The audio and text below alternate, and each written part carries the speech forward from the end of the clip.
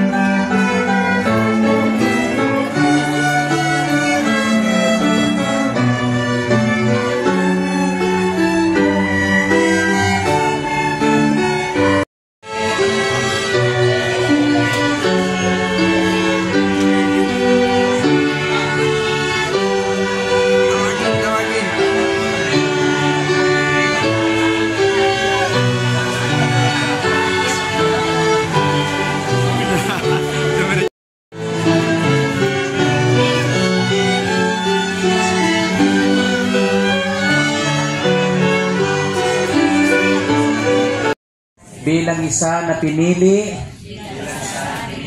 natatayong ikalawang magulang, Nina, sabihin po ang pangalan ng couple.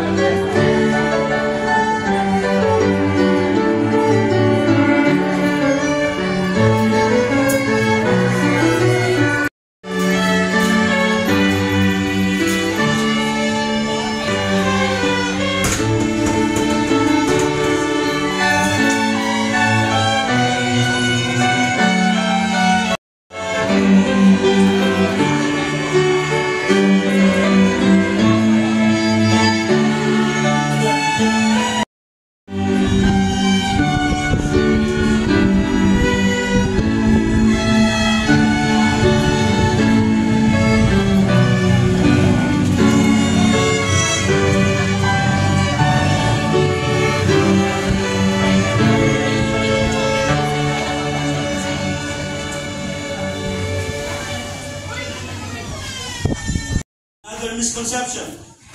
Love alone sustains marriage. Marami nagsasabi at nag-iisip na dahil sa pag-ibig, masusustain natin ito. Mga kapatid ko, that's another misconception.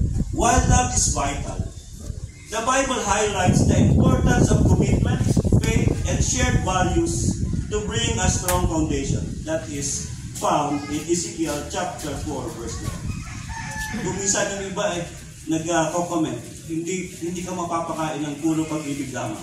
Sabi ko, which is totoo naman. Kasi sa ating biblical understanding, kinakailangan din ang commitment, ang faith, and shared values to build a strong foundation. Lagi ang masasabi sa inyo na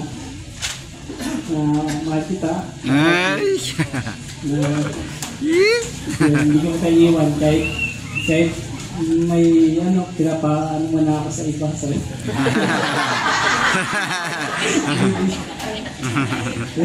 Po, sa kanya,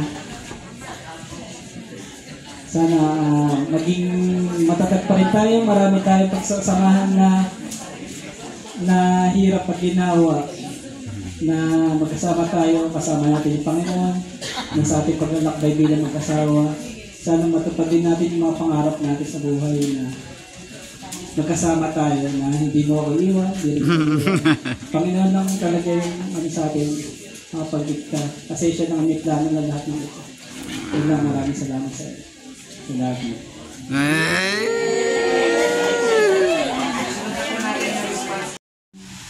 My treasure.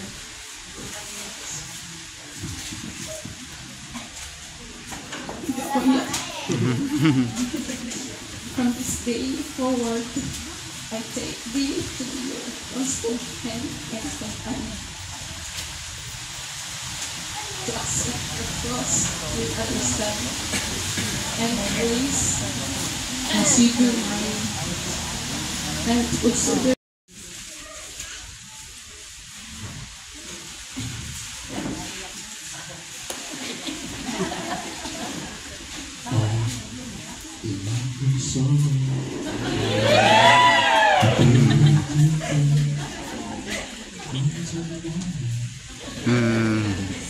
Kaya ako siya nahawit kasi naalala ko lang yung mga panahon mo na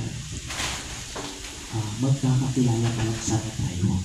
Kasi siyempre, kung iisipin mo, napakabuti talaga ng Panginoon dahil sa dahil akong krisal, kasi kung kabili, tapos yung pa tayo magkakakilala sa Mindoro. Kung iisipin mo, napakagaling talaga ng Panginoon, di ba? Hanggang ngayon, na-amis pa rin ako na nakilala kita sa ganun kalayong lugar. mabait kahit.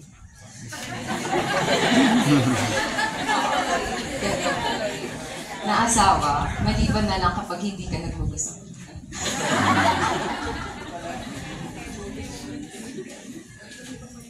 Pero kahit gaano pa tayo tampuhan, ikaw at ikaw lang pipiliin ko. Mahal kita kahit mas mahal mo pa ang tulog kaysa sa akin.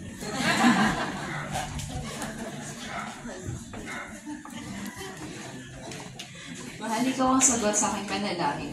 May partner, may protector. May gift. I vow to you.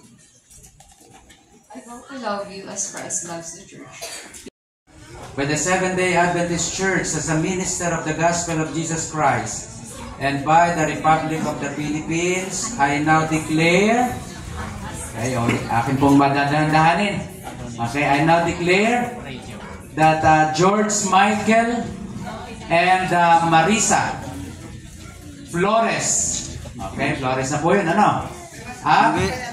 John Lord, balik na dyan. Nagkamali, Medrano pala. Okay, Ulit. dito na ako. George Michael and Marisa Medrano. Yun. And John Lord and Kimberly Flores are now husband and wife. Yan. Palakpak. Husbands and wife. Palakpak. Okay? Okay? After the ordinance of God and according to the laws of the Philippine Republic. At ang sabi po sa Biblia, mga kapatid, What God has joined together, let not man put asunder. Yan. Wala po sanang magiging dahilan na paghihiwalay ng mga mag-asawa pong ito. In the public. In the public. Okay? Alright? Mga asawang lalaki, inyo na pong gawin ang inyo na pong matagal na Ginagawa.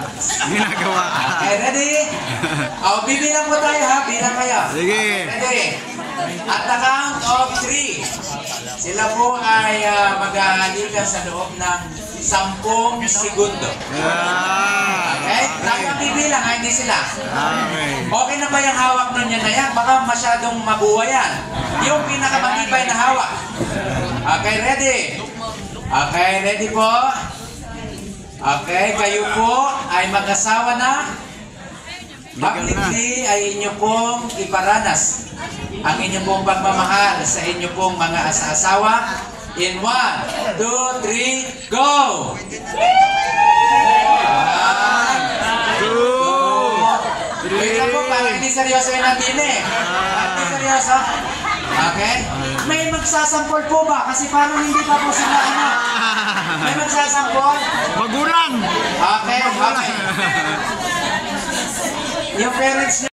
Yes. 1, 2, 3, 4, 5, 6, 7, 8, 9, 10. Mabuhay ang bagong kasal.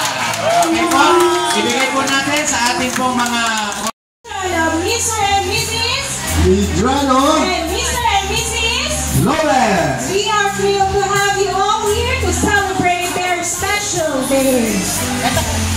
When you upload pictures, you can use the hashtag Marisa George Happily Ever. And Joan Kim say, I do. My name is Lord. My name is Pedus. And We will be your master of ceremonies for this afternoon.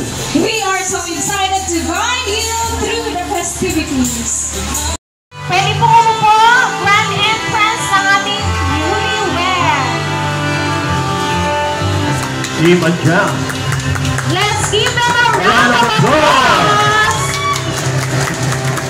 Mr. and Mrs. Flores. And now, Let's welcome Mr. and Mrs. Midrano.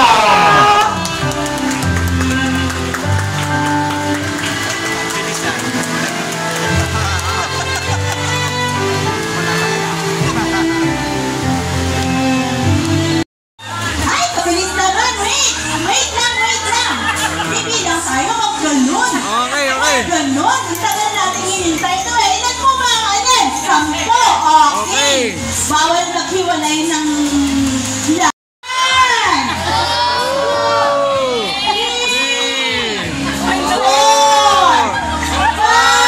Ay, bakit naghiwalay? Ulit! Okay! So, dito na natin malalaman kung Okay, sa portion na ito is another voice over na naman tayo kasi mahirap na, sabi nga. So dito ay traditional na nagsusubo ng cake yung wife kay husband o kay yung bride kay groom. Sabi nga sa kasabihan kung gaano kalaki ang iyong isusubo, ganon din kalaki yung pagmamahal. Pero yan naman ay syempre alam natin hindi ganon katotoo. At dito nagbo-voice over tayo kasi nag-iingat tayo. Dito naman si lalaki naman or si groom ang nagsusubo kay bride ng cake. Ngunit natagalan yung isang pair kasi ang laki yata ng gustong isubo. Ang laki yata ng pagmamahal na kanyang gustong ibigay sa kanyang bride. So ayan, no, naisubo rin at medyo malaki nga. So ganun kalaki ang kanyang pagmamahal. go! Ay, meron ding John! Ay, hindi naman ipapartner natin sa Rondeng! Okay, wait lang! O, picture mo na! Alright, pakinggan natin itong awitin. Ngunit kailangan ko lang talagang i-mute ito dahil delikado. Nadadali tayo ni copyright. madali tayo ng copyright strike dito. Ang ganda sana ng songs na ito, pero pasensya at hindi ko ma-share sa inyo. Okay, ito pa, isa pa sana itong napakagandang songs na nagmula sa officiating minister. Dinidedicate niya sa mag-asawa do sa ikinasal. Ngunit tulad din ng una, ay hindi natin ito pwedeng iparinig, at kailangan din natin i-mute. Delikado. Ilang beses kasi ako nadali ng copyright strike sa ganitong bagay. Akala ko hindi kasi live ang songs, pero iwan ko bakit sa iba hindi, pero sa akin ay nadadali na ako. So baka madali ang ating channel, so nag-ingat na lang ako. At ito, ganito na lang, pasensya na kung hindi ko mai-share yung mismong kumakanta sa inyo, pero andyan naman, kita nyo naman siya at nakita ninyo yung mga nakikinig at nanonood sa naturang programa. Okay, maraming salamat sa inyo. Thanks for watching. Please don't forget to like and subscribe my channel. Have a good day.